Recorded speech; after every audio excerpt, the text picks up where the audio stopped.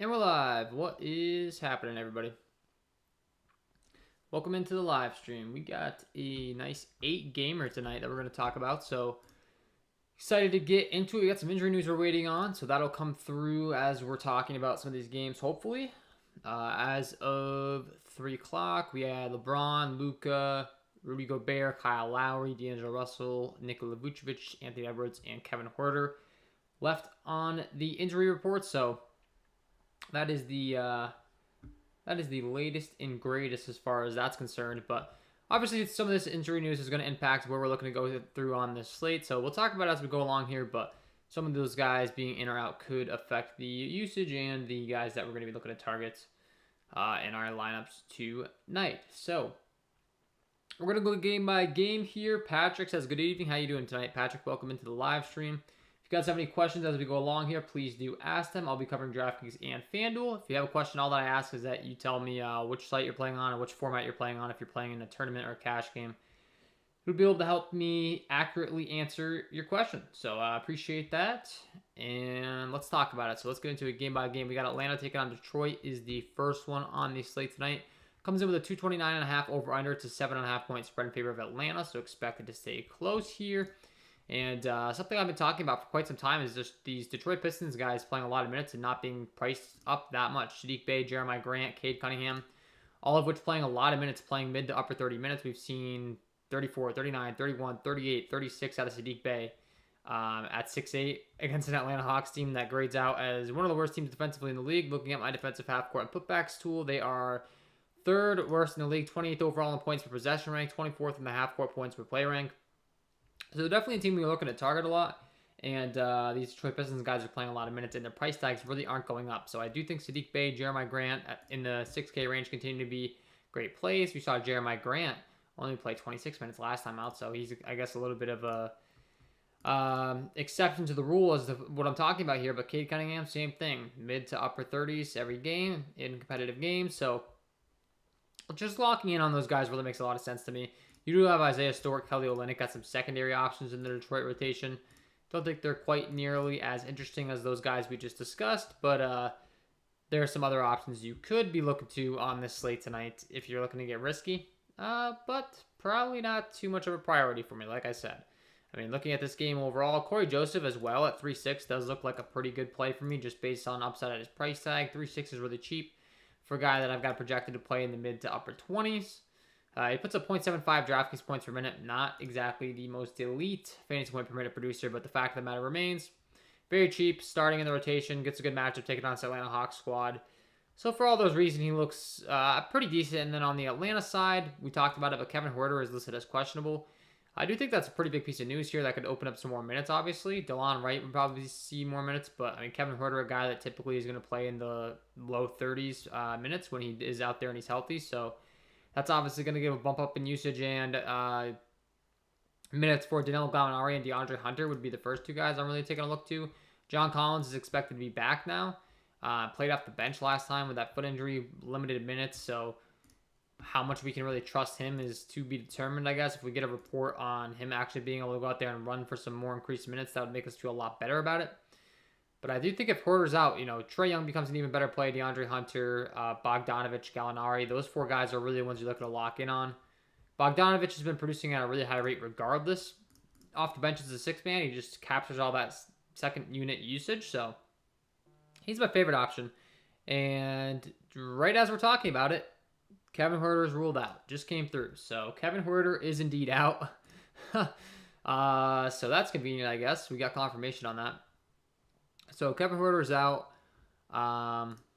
Exactly what I just talked about, man. Bogdanovich becomes a better play. Gallinari, DeAndre Hunter become better plays. All these guys in this kind of mid-range that play a decent allotment of minutes should see those same minutes, if not more, and more usage. So they're all going to be looking like really good plays. And Detroit's really not good defensively. So this game overall is going to be a great fantasy point environment. And it'll be interesting to see who's going to start in this game now, with the confirmation that there's no Huerter.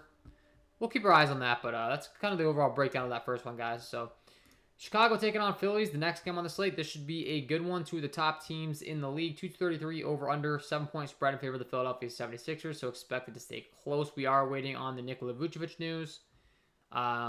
that's obviously, very relevant. If he's out, I think Tristan Thompson becomes a even better play than what he has been as far as the latest. They've been starting the two big men in the front court. Tristan Thompson's been playing right around 20 minutes. We know he's a very good rebounder, like an elite rebounder for quite some time now in his career. So 3-2 is just a really cheap price tag for a guy if there is indeed no Nikola Vucevic, and he would become a much better, more intriguing play if there isn't. So certainly want to keep our eyes on that one.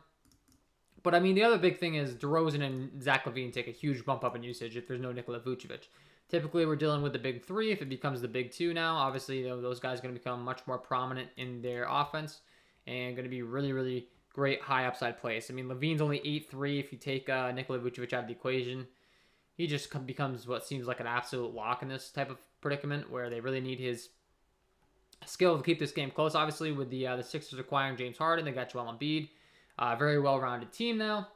Vegas is expecting the game to stay close, though, based upon the spread for the most part. It's still a 7-point spread in favor of Philly, which I do kind of think is a little bit of a hedge in case Nikola Vucevic is indeed ruled out on their part.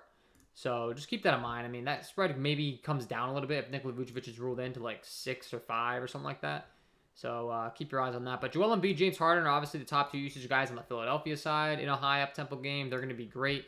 Joel Embiid's kind of taken a bit of a hit with Harden being in the equation from a fantasy point upside. Both still producing at very high rates, but I mean, as far as like a priority for me of these two and who's looking better in my projection model right now, for me, let's see. We got Joel Embiid at 12K, James Harden at 11.4, and based upon that, right now I have Joel Embiid taking the edge for me right now in my projection model. But they both do look pretty good. I mean, they're just priced pretty appropriately. If there was ever a game to play them, though, this would be the game. I mean, over a 230 over-under. I certainly don't hate going up to them. And then you have some cheaper guys on the Philadelphia side that are still producing at pretty high rates. A Tyrese Maxey specifically at a 6-7 price tag. I think James Harden's really actually helped him out because he's become more of a wing shooter. There's been less attention to him, and he's had to handle the on-ball handling responsibilities a lot less, which I kind of think has complemented Tyrese Maxey's game. He's been doing really good at those spot-up threes in the corner and that kind of thing. So I think he's an interesting value play. Not even a value play, but interesting cheaper play off of Embiid and James Harden. But for the most part, I mean, it's James Harden, it's Joel Embiid, and I'm looking to kind of fade the rest of these guys. Like Tobias Harris at 6'9", kind of cheap enough to where he could get you there, but the usage just hasn't been as good since the acquisition of James Harden, which, no surprise, obviously James Harden's going to really soak up a lot of that usage, but yeah, Tobias Harris a little bit scary for me. Goat says top 7 value plays, cash and GPP on FanDuel. I got you, Goat. We just got to talk about the DraftKings first. We're going to go game by game, and then we'll switch over to FanDuel. But as always, I got that question right in the back of my mind. So once we switch over, man, I got you. I'll go over those right away. Houston taking on Miami is the next game on the slate. Comes in with a 225 over-under. It's a 15-point spread in favor of the Miami Heat. So a little bit of a concern for a blowout here. Houston Rockets are the number 1 team in pace and the worst team in the league defensively. So Miami's one of the best teams in the league defensively. Kind of a recipe for a blowout here, which is a little bit scary, but can't ask for a much better matchup on the Miami side. Kyle Lowry's listed as questionable, which obviously is a big piece of news. We're also looking at some Victor Oladipo questionable tags now. And he could be ready to make his season debut Monday. So that is very interesting because obviously if he comes back into the equation, that's one more guy that's going to be taking away the usage from some of these other guys we've been looking to target, such as a Jimmy Butler, such as a Bam Adebayo, such as a Tyler Hero. So keep your eyes on that. I think that if Kyle Lowry's ruled out regardless, Tyler Hero gets a big bump up. He's always going to get the usage with the second unit regardless, but I think if he gets more of a minutes ceiling, if there is no Kyle Lowry, there's a possibility that he closes in the final run of the game, which is obviously could be the difference between playing 30 and 35 minutes, so that's kind of relevant when you're dealing with a guy like Tyler Hero. So I do think that news is really important. On the other side, as far as who I'm looking to run it back with, I mean, if this game stays close, it's the same guys. I say this all the time, but it's Christian Wood, it's Kevin Porter Jr. They're really the two guys that if the game stays close, they're going to have big games. Christian Wood playing a lot of minutes, producing at a high rate as of late, as always, 54, 45, and 54 DraftKings points, and his price tag's at 7.8. That's very affordable. I know the matchup isn't the best in the world, but look at the Vegas lines. They still do have a 105 implied team total. He's the leader in usage on this squad, so if you want to get contrarian, going to Christian Wood, just the price tag's cheap enough to where I wouldn't call you completely crazy. Kevin Porter Jr., same can be said for him at 6'2". Once again, I mean, looking at my defensive half court and putbacks tool over here, my premium content as far as how Miami grades out defensively, they're 5th overall in points per possession rank, 5th best in the league. So it would be nice if we didn't have to target these guys against this Miami Heat squad, but we do. And if you're going to, those would be the guys you're looking to. And then if you're running it back, like I said, Houston, one of the top pace-up matchups in the league, one of the worst teams, actually the worst team defensively in the league. So getting a lot of exposure to Jimmy Butler, a lot of exposure to Bam Adebayo if there is no Kyle Lowry, and Victor Oladipo doesn't make his debut. Certainly makes a ton of sense. These guys could have some massive high upside ceiling games if the game can stay close. It's just a little bit scary. 15-point spread in favor of Miami is that's crazy, man. But I think if it turns into a blowout, there's a high likelihood that Jimmy Butler and Bam Adebayo are doing a lot of the heavy load carrying to get the game into that blowout situation. So still certainly willing to go there. And obviously keep your eyes on that Oladipo news. That is very big. Portland taking on Minnesota the next game on the slate. Speaking of big news, we got D'Angelo Russell and Anthony Edwards listed as questionable. Anthony Edwards is listed as more so doubtful, so I'm already expecting him to be out, which is obviously going to make a lot more usage and stuff to go along for Jaden McDaniels, Taurean Prince. But, I mean, obviously D'Angelo Russell, if he is indeed ruled in, we need confirmation on that. If he's in and good to go with no Anthony Edwards, becomes one of the best plays on the slate. Portland's defense has been terrible. They're becoming just worse and worse with all their guys getting hurt right now. Expected to have a starting lineup of Brandon Williams, Keon Johnson, CJ Ellaby, and Josh Hart, Drew Eubanks. So not exactly the most elite 5 defensive players that are going to be starting for the Portland Trailblazers. So I certainly don't mind targeting them. And I'm going to love D'Angelo Russell if he's indeed ruled in. We do need confirmation, obviously. He's listed as questionable. So just keep your eyes on that. If he's indeed ruled out alongside Anthony Edwards already being ruled out, Karl-Anthony Towns becomes like one of the, if not the top players on the slate. We just saw him take on the same exact Portland Trailblazer squad in 34 minutes. He put up 69.75 DraftKings points. So obviously, if there is no Anthony Edwards and there is no D'Angelo Russell, those are the 2 of the big 3 taken away, and Karl-Anthony Towns becomes like the guy on the slate. His usage is just going to be massive. The upside is going to be massive. You take those 2 guys out of the equation. Obviously, everything's going to be running through Karl-Anthony Towns. It's a big, big deal. And the Portland Trailblazers are not good defensively, as I continue to reiterate. So just keep that in mind. Patrick Beverley is also listed as questionable on this one, though. So that would mean Malik Beasley and Jalen Noel would become really good plays. So we're waiting on even more. I mean, Jalen Noel is just a phenomenal fantasy point producer on the season. This is a guy, whenever he gets minutes, he's just a lock for me. Looking at his permanent production on the season, let's go ahead and pull up the Minnesota Timberwolves here on my sheets. And I know Jalen Noel is very good, but just to kind of show you guys and give you a visual, let's see, Jalen Noel is putting up 1.01 DraftKings point per minute on the season. So over a DraftKings point per minute, obviously you take all those guys out of the equation, and he's going to be a really, really great play. Same can be said from Malik Beasley. He's putting up 0.82 DraftKings points per minute. You take Anthony Edwards and D'Angelo Russell off the floor, he's going to have a lot more minutes, a lot more usage, and especially if Patrick Beverley's out as well. If Patrick Beverley is in, if D'Angelo Russell's in, if either of those guys are in, they, one or both of them both become really great plays. 0.99 DraftKings points per minute on the season for Patrick Beverley, D'Angelo Russell putting up 1.16. So if we do indeed get confirmation that those guys are playing, then obviously they become really great plays here. But if they are indeed out, then we're really looking to load up on a bunch of Jalen Noel and a bunch of Malik Beasley. And a bunch of Jalen McDaniels as well at 4-6. I mean, he's going to have to play wing minutes. Just load up on it, you know what I mean? So that's kind of what we're dealing with the Minnesota side. We do need confirmation on that injury news to get it, but that's just to give you a breakdown of who you'd be looking to depending upon how the way this news breaks. Utah taking on Dallas. Actually, we forgot to talk about the Portland side. Sorry, we're getting ahead of ourselves here. So on the Portland side, Anthony Simmons continues to be out. A bunch of these guys continue to be out. So we have Brandon Williams, Keon Johnson, CJ Ellaby. So we can just go ahead and pull up these guys as well on the Portland side as far as how they're producing on a permanent basis to give you an idea. Josh Hart's expected to be in here, 0.96 DraftKings point per minute on the season. He's obviously going to be a really great play with all these guys being out.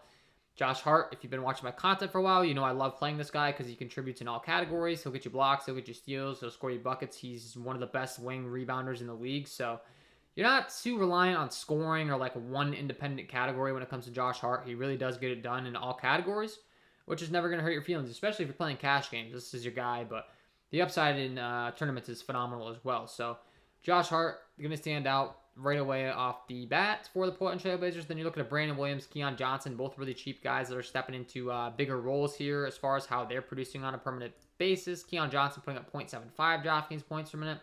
That's over a 19-game sample size, 227 minutes. Brandon Williams putting up 97 minutes so far on the season. He's put up 0.98 DraftKings point per minute on the season. So they're both really good fantasy point producers. And then Drew Eubanks is going to continue to start at the center position. He's putting up 1.02 DraftKings point per minute on the season. So he obviously is a really great play at a 5K price tag now, getting the start at the center. Really good fantasy point producer. He played 28 minutes last time out. If he's going to continue to see that allotment of minutes, he just signed his second day 10-day contract. It's going to be a really good play at this price tag, man. This is a very affordable price tag for a guy that produces at that high of a rate.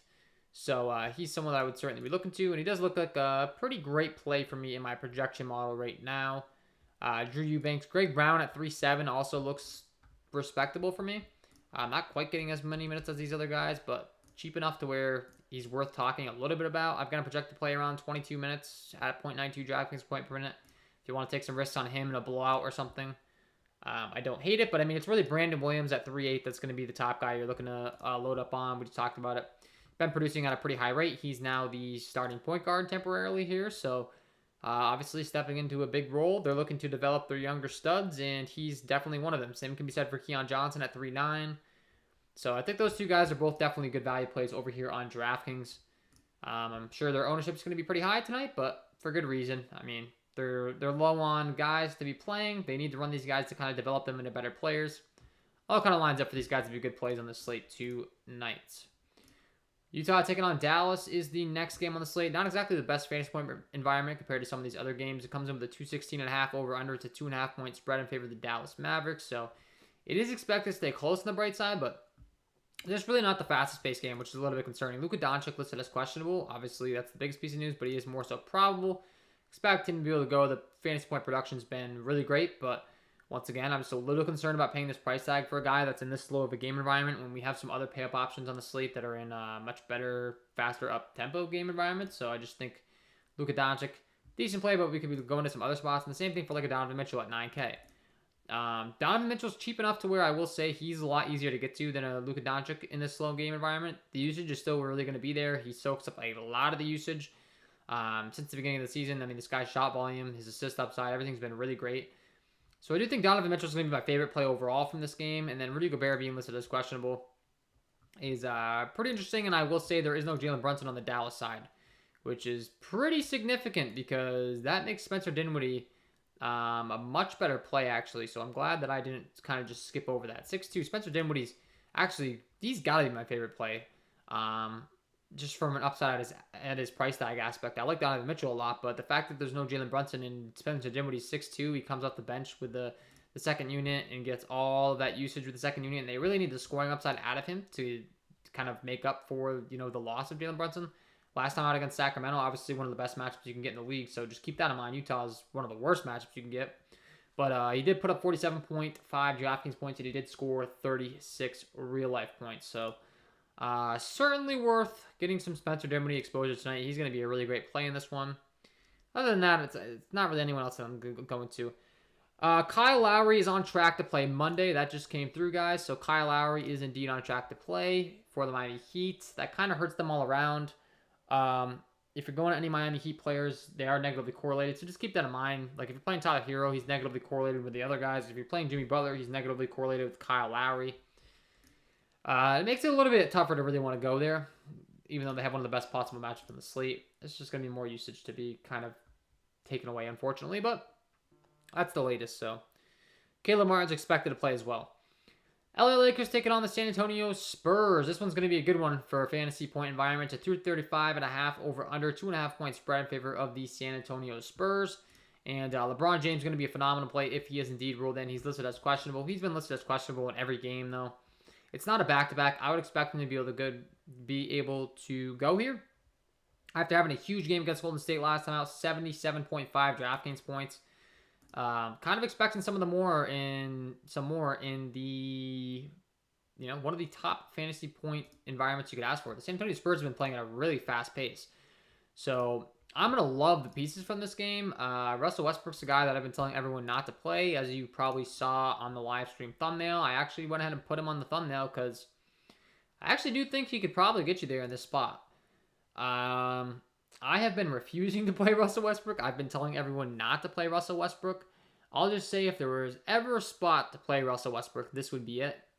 And he's still capable of letting you down because he has been that bad. He turns the ball over a ton. The fantasy point environment is the best you could ask for, though. So if there was ever time to play Russell Westbrook, I'd give you the green light tonight if you want to take that risk. If he's going to be highly owned and people are still playing him, that's where I kind of just like, I don't know why I'm playing a guy that's been terrible all season long at high ownership when I can just pivot off him.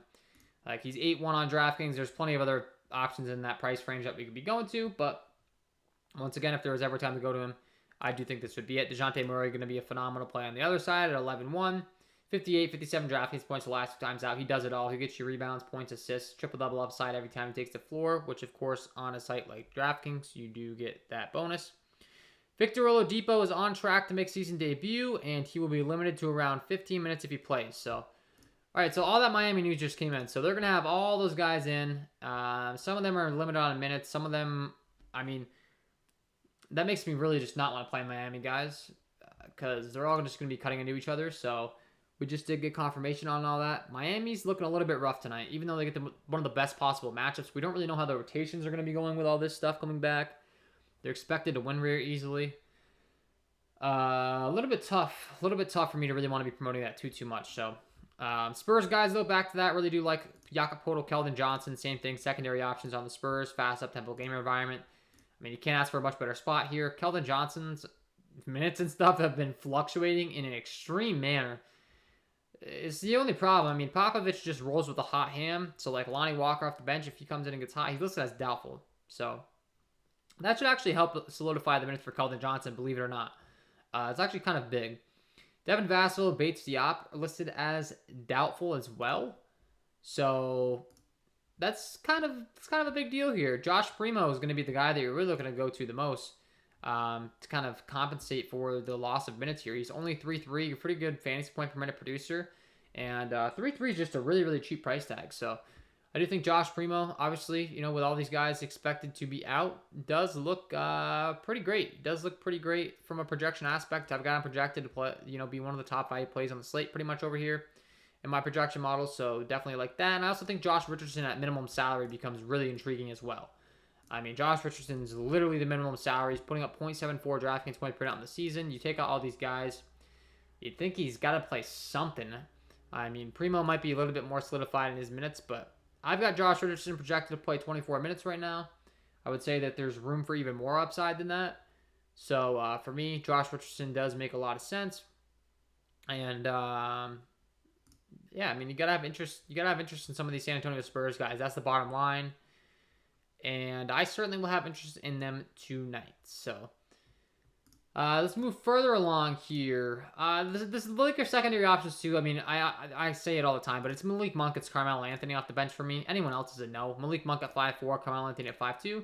They're both valid plays, and I would much rather play them over Russell Westbrook. I've been continuing to do that. I just fade Russell Westbrook and hope that they're taking away usage from him enough so that he doesn't get there and they have big games. So Golden State Warriors taking on Denver. This is where some of the top value on the slate is going to come in because there is no Andrew Wiggins, there's no Klay Thompson, and there is no Stephen Curry. So obviously a lot of usage to go around.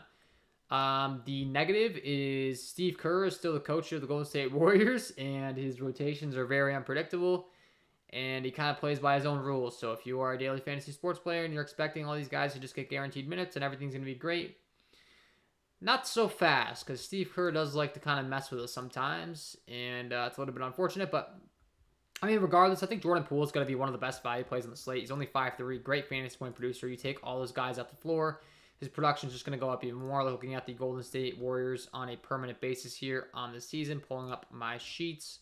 Jordan Poole on the season at 5'3", he's putting up 0.96 DraftKings points per minute. Obviously, that's going to make him look very, very good. I also like Jonathan Kuminga a lot at 4.5. He's a very friendly price tag. He's putting up 0.95 DraftKings point per minute on the season. So Jordan Poole, Kuminga, both look really, really solid to me. Once again, we don't really know how Steve Kerr's going to go. typically you want to kind of keep your eyes on the starting lineup and go from there. Moses Moody's only 3-2, and I've got him projected to play right on 26 minutes right now, 0.66 DraftKings point per minute on the season. A little bit dicey, but if you want to go to him, I mean, Damian Lee at 3-4 is going to be a really great play if he's able to get some minutes. Also, very good fantasy point producer. He's only 3-4. That's very cheap. Played 27 minutes last time out, put up 27 DraftKings points. Should see a lot more of the same if he does indeed get a high quality amount of run, because he does put up 0.74 DraftKings point per minute. So all these guys, I mean, Jordan Poole, Damian Lee, Moses Moody, Otto Porter Jr., Kevon Moody, Kuminga, Toscano Anderson, all going to be good plays. I would just warn you and let you know that Steve Kerr doesn't always like to play by the rules as far as having solidified minutes in his rotations. And if you think these guys are going to go out there and play a certain amount of minutes, don't be so positive about it, because Steve Kerr will do that. But these guys are cheap enough to where there's still going to be some of the top value plays on the slate. So I'm not going to talk you off them. Just keep that in mind, man. Some people just automatically assume, oh, they're all going to play 40 minutes. Well, it's Steve Kerr's world, and we're all living in it when it comes to the Warriors. So I've dealt with that multiple times. I think a lot of viewers on my channel have as well. Sometimes he's not as predictable as some of these other coaches when they're dealing with injuries. So Will Barnes listed as questionable. Obviously, a big piece of news. Austin Rivers, Brent Forbes, Bones Highland would see increased roles if he's out. But more notably, Aaron Gordon would become a really great play at 6K. His usage will just take a huge leap forward. Putting up a lot of DraftKings points last time out. 45.5 DraftKings points at a 6K price tag. If he was able to duplicate that performance, guarantee you'd be very happy in tournaments with that. So good stuff out of him. And then Nikola Jokic at 12.6, obviously. 95 DraftKings points last time out. Almost hit the 100 spot. And that's the kind of upside that Nikola Jokic has. He's the best fantasy point producer in the league. Obviously, anytime he's on the slate, he's going to be a top priority. And anytime he's on the slate, he's my top projected guy. Pretty much guarantee it. 12.6, 1.81 DraftKings points per minute on the season, man. 57 games, 1,886 minutes. That is ridiculous fantasy point production. So, Nikola Jokic, obviously, just an absolute stud. He's going to be the top player on any slate that he's involved in a game that's expected to stay close and is somewhat of a decent pace. And tonight, 220.5 over under. He certainly falls in that category. We do have some other options, obviously, like LeBron James or DeJounte Murray in a faster, up-paced game that we talked about. If that game goes, we have a 232 over-under with Karl Anthony Towns. If there's no D'Angelo Russell and no Anthony Edwards, obviously, he becomes one of the top priorities in the slate. Nikola Vucevic still being listed as questionable for the Bulls. If he's out, obviously, we're going to be taking a much harder look to a DeMar DeRozan and a Zach LaVine. So there's some weighing and pending things as far as where Jokic is going to be on a priority. But the bottom line is he's the best fantasy point producer in the league. The guy literally just almost put up 100 DraftKings points. And the numbers speak for themselves. So he's obviously going to be a great play. And especially if there is no Will Barton. That's just going to help his case even more. If there's no Will Barton, you're also going to take a much harder look to a Monty Morris as well. And then like we talked about with some of these secondary options, more looks to a Bones Highland, Brent Forbes, etc. Some of these guys that might get a bigger bump up in usage, guys. So that's what we're looking to in this one. Last game on the slate. If we have any questions, please do ask them. Taking a quick look at the chat. With Larry back, is he a good play on both sites? I'm not really thinking so, man. I'm thinking with all the Miami Heat guys being in, they're going to kind of cut into the usage. So that'd be my answer there, Patrick. We got 19 people in here, only 9 likes, guys. If you're enjoying the stream, greatly appreciate it if you hit the like button, subscribe to the channel, hit the notification bell so you don't miss any future content that I upload. Been uploading daily on the channel. I also do offer some prize picks content. If you're into the prize picks or the sponsor of the program, sign up over there. Use that promo code KJK DFS to receive an instant match deposit up to $100, guys. So appreciate everyone that hits that like button. And let's talk about this last game. New York Knicks taking on the Sacramento Kings. That's a 232.5 over under. It's a 4-point spread in favor of the Sacramento Kings. So as expected to stay close. It's going to be a huge pace-up game for the Knicks specifically. So the Knicks guys, I think, become much better plays than typical. Julius Randle and RJ Barrett. Top 2 guys in minutes, top 2 guys in usage. Involved in a big blowout last time. Didn't play a full allotment of minutes. It is on a back-to-back. But that could actually help their case tonight because it is on a back-to-back. They didn't play a full allotment of minutes. They should be a little bit more rested than they might have been if the game actually did stay close. So I think Julius Randle, RJ Barrett, obviously your top 2 options to get the most minutes. RJ Barrett would be my top option on Knicks by a pretty wide margin from a total upside aspect. Definitely would play him over Julius Randle. And then you're looking to play some Alec Burks and some Evan Fournier in the cheaper range. Alec Burks getting a lot more minutes now, a lot more usage with the Knicks dealing with a lot of injuries. Kemba Walker being done for the season. Derrick Rose still being listed as out. So they're going to be really interesting plays.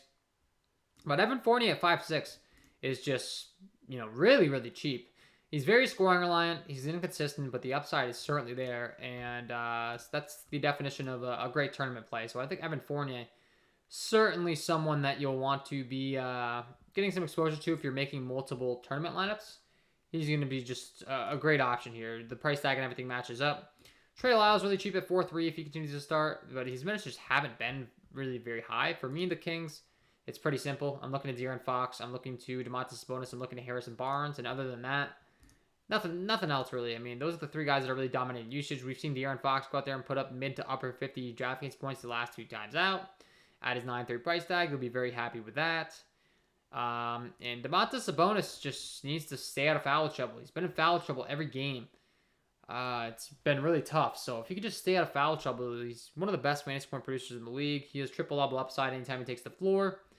And he would be just a really great play here. But hopefully he can stop hacking people, keep his hands to himself. And if he's able to do that, I really do like him. But just that's the risk you're running right now with that. So.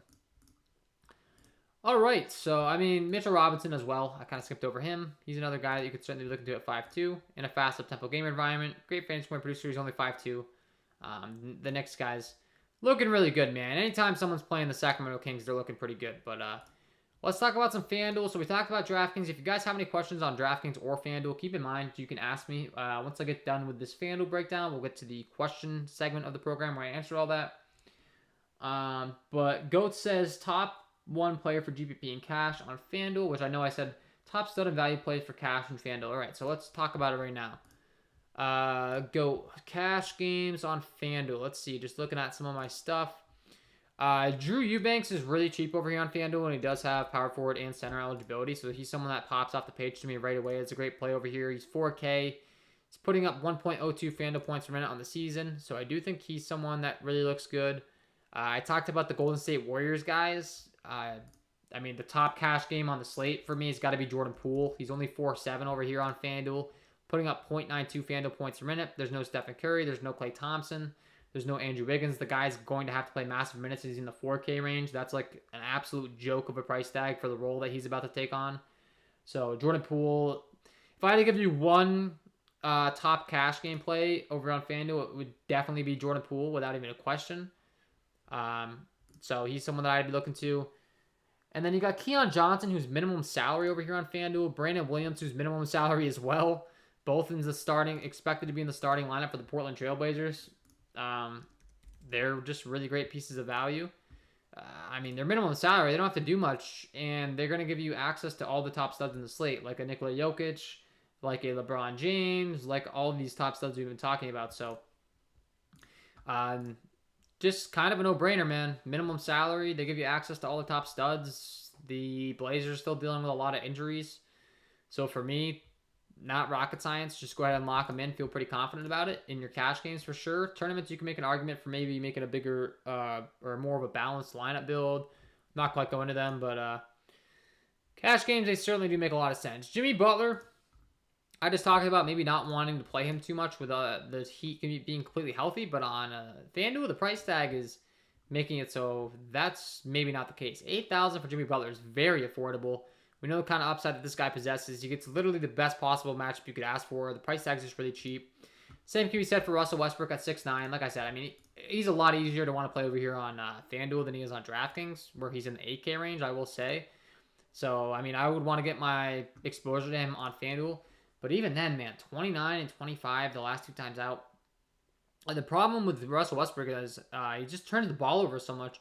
And on FanDuel, you get an entire 1 point deducted for turnovers. So it's kind of tough to really want to be promoting him too heavily on FanDuel, where you get the -1 points for turnovers. Just, I mean, it's tough, man, especially when he's not getting any blocks and steals. His peripheral stats are way down this season compared to the old Russell Westbrook of, the last couple of years.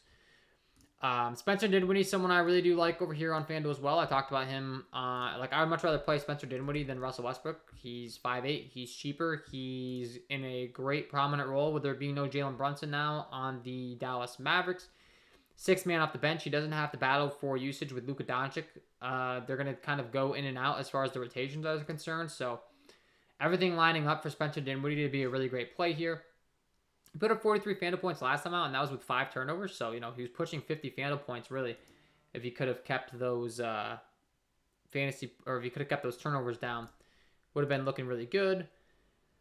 Donovan Mitchell is a guy that I really do like him on both websites. Just the price tag in the game, expecting to be close, is good enough for me. I know the pace isn't exactly the top, not exactly the top pace on the slate, but this is a guy that leads his team in usage. His upside's massive, and if the game's expected to stay close for the Utah Jazz, that's all that I'm really looking to. It's all that I'm really looking for when it comes to a guy like Donovan Mitchell. As long as the game stays close, his team does still have a pretty decent implied team total of 107, even though the game is kind of tough. So Donovan Mitchell certainly a guy that I wouldn't shy away from, just because of the price range. Kind of similar to a Jimmy Butler that we just discussed. His price tag's cheap enough to where I'd be happy with that. Evan Fournier's still going to be really looking good. Like I said, more of a tournament play, risky, but the price tag is very affordable over here on FanDuel as well. He's 4-8. It's one of the best possible matchups you could ask for, taking on a Sacramento Kings squad that ranks terribly defensively. They're high in pace. The Knicks are one of the worst teams in pace in the league. And when you're looking at the total for this game, it makes it very apparent that the matchup is the reason it's so high. I mean, the Knicks are typically involved in like barely over 200 totals. Now you're talking about a 232.5 over-under, so pretty big deal as far as that's concerned. Tat says, lock on the fly, not pool. Lock on the fly, not pool. My lock of the night, I mean, if I'm going to do my lock of the night, it has to be on both websites, obviously, so let's see. If I had to pick not pool, I mean, the Warriors definitely do look really good, but we just talked about the Steve Kerr incident where he doesn't exactly always get his guys the minutes that we would expect him to. One guy that's looking really good for me on both websites at his price tag is Kevin Porter Jr. Once again, not the best matchup taking on Miami Heat. The game's not exactly guaranteed to stay close, but the price tag is just really affordable for a guy that's going to play mid to upper 30 minutes if the game does stay close. Puts up 1 DraftKings point per minute on the season. As far as FanDuel is concerned, he puts up, let's see, 0.95 FanDuel points per minute. So, I mean, I don't know if I call him my lock of the night because I try to kind of combine floor and ceiling, but the minutes have been there, man. I don't know. I'd probably go with him. Just like a guy that I'm really, really high on. Looks just really good on both websites at his price tag. So I like Kevin Porter quite a bit. Do you think LeBron James will play center tonight? Yeah, I do. If he plays, he's expected to. He's going to line up. They're going to run out Russell Westbrook, Malik Monk, Austin Reeves, Stanley Johnson, and LeBron James. So yes, I would expect him to play at the 5 tonight, Larry. And we are at the question segment of the program, guys. So if you have any questions regarding DraftKings or FanDuel, please do leave them in the chat because we just went game by game, covered both of them. Just let me know if you're playing tournaments or cash games so I can help you out. And if you haven't already, if you're enjoying the stream, hit the like button, subscribe to the channel, hit the notification bell so you don't miss any future content that I upload. And gladly answer any questions you have. So keep the questions coming. If you don't have any questions, maybe I'll bounce out of here a little bit early. But I'm planning on sticking around for another 20 minutes or so to answer all your questions. And if you haven't checked out the premium content package, go ahead and check it out over here on Patreon, patreon.com/KJK_DFS. I'll put that in the chat right now. I do offer a prize picks package, a DraftKings FanDuel package, and an NBA combo package if you want to get access to both at a discount, $19.99, $19.99, and $34.99.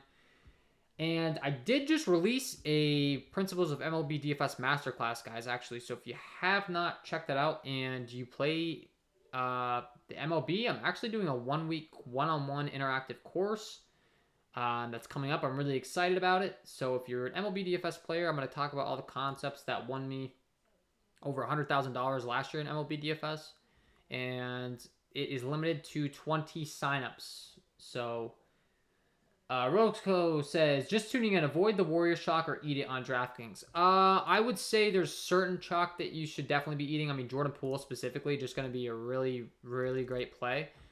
No matter what happens, I don't think Jordan Poole could bust here. He's done it in the past, though. I remember there was an exact spot like this earlier in the season, and he just did nothing. But, I mean, Jordan Poole is not a guy you can fade. I would say it's the other pieces around him, Roscoe, that you might want to fade. Like, pretty much if they're not in the starting lineup, you could make an argument to fade them. Steve Kerr's rotations aren't exactly solid, but I think Jordan Poole gets the minutes no matter what. He's the one guy. Damian Lee at 3-4, I think still looks really good no matter what, if he plays a lot of minutes or not. But for me, you could fade pretty much anyone outside of Jordan Poole. I think it's really tough to be fading Jordan Poole, man. So I think the other pieces are definitely fadeable if that's the approach you want to take. Jigga says, wait, I missed the lock of the night. I don't have a lock of the night, but I talked about, I mean, my lock of the night would be Jordan Poole. If I had to pick, he's just that obvious. There's no Stephen Curry. There's no Klay Thompson. There's no Andrew Wiggins. Those are three of the top usage guys on the team. Jordan Poole is a very good fantasy point per minute producer. So, I mean, it's a no-fail spot. And it's not like we're paying a premium price tag for the guy. He's only 5'3" on DraftKings as far as FanDuel is concerned. He's only 4'7". So, everything lines up, man. I mean, if they could rerun the pricing on the slate with all the injury news and readjust this, Jordan Poole would probably be like somewhere around 7K. So, I mean, he's really, really cheap. So, I mean, he's my lock of the night. I know it's kind of an obvious play, but what can I say? He's in a phenomenal spot. The minutes are there. The usage is there. The other guys that we're typically concerned about taking away his usage aren't in the equation for this game tonight. So, that's the definition of a lock. And he's a good fantasy point producer on the season. So, everything's lining up. Everything's lining up for me as far as him being a good play here. So, that would be my answer there. Yeah, any other questions? We got, looks like things are dying down a little bit here. We got another solid 15-20 minutes for questions if you guys have any. If not, we could bounce out of here. I'll be heading over to the premium content, updating my projections, core plays. If you haven't signed up over there, you can do so. We don't have any more news coming in right now, I don't think. I think there's some news coming in for tomorrow, which we don't care about right now. But I don't think any other news is coming in right now. Dennis Schroeder was ruled out, so that's a piece of news. I mean, that's just going to impact those minutes for off the bench. What did you think about Zach LaVine tonight on DraftKings? I like him a lot. I think he's at a nice discount in comparison to his teammates, and I definitely like him a lot if there's no Nikola Vucevic. I like him regardless, but if there's no Nikola Vucevic, he just becomes like that much better because there's one more guy to take usage away that's not in the equation, and it's going to be all Zach LaVine, DeMar DeRozan. So DeMar DeRozan and Zach LaVine would become really, really great plays if there's no Vucevic. And LaVine I already like a lot as is because he's at a discount in comparison to those guys. So to answer your question, yes, I like him a lot. And then if Vucevic is out, I really, really like him. So that'd be my approach there.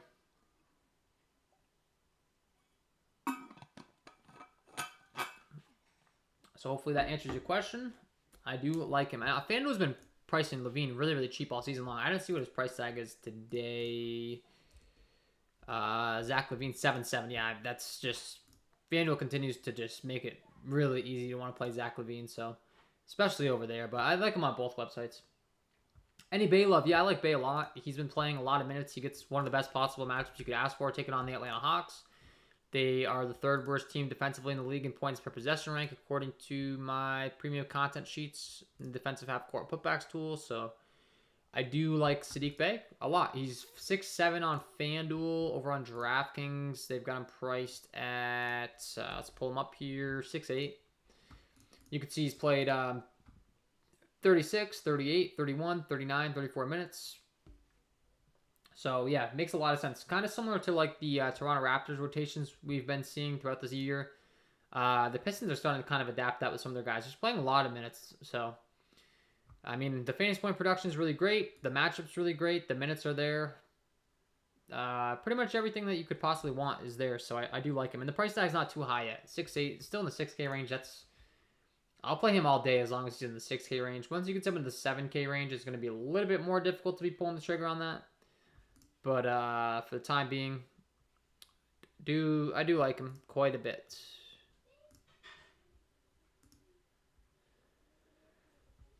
So yeah, that would be the answer there. Yeah, guys, if you have any more questions, please leave them in the chat. Like I said, this is the question part. So DraftKings, FanDuel, cash games, tournaments, just let me know. I'll answer them. This is kind of going to be last call here. Probably a few more minutes. So if you have a question that you really want answered, answer it. I'll answer it right now. If you don't and you enjoyed the stream and you want to bounce out, hit the like button on your way out the door. But yeah, I don't know. I think we covered everything. There's not really any more injury news. I mean, the biggest, obviously, the Minnesota game. We really needed the D'Angelo Russell and Anthony Edwards news and Patrick Beverley. Like, there's a lot of questionable pieces in that game. So that will certainly dictate where we're looking to go in that one. So we are waiting on confirmation on that. But other than that, we're pretty good to go here.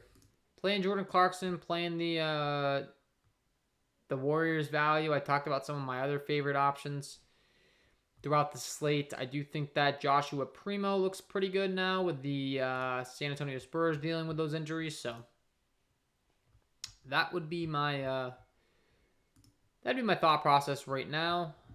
And yeah, I think that's everything. So thanks for everyone tuning in. I'm going to bounce out of here. So if you haven't become a premium content member, you can do so by visiting patreon.com/KJK_DFS. I'm going to be headed over there right now, updating my projections, my core plays, and answering any questions in the chat. Tat, I know you're going to be over there in the Discord, but to answer your question, any Sabonis love? I love Sabonis if he can stay out of foul trouble. He just hasn't been able to stay out of foul trouble. So yes, I love Sabonis. Just know that that's the risk you're running with him because he has been hacking a whole lot as of late. On paper, though, really great play. Certainly do like him a lot. So, yes, getting Sabonis exposure does make a lot of sense to me tonight. So, all right, that's all from me, guys. I'm going to bounce out of here. Like I said, if you want to head on over to the premium content, sign up today. We'd love to have you. Thanks for tuning into the stream. If you enjoyed, hit that like button, subscribe to the channel, hit the notification bell so you don't miss any future content that I upload. You don't miss when I go live. Wishing you guys all the best of luck tonight, and we will see you in the next one. Bum bum.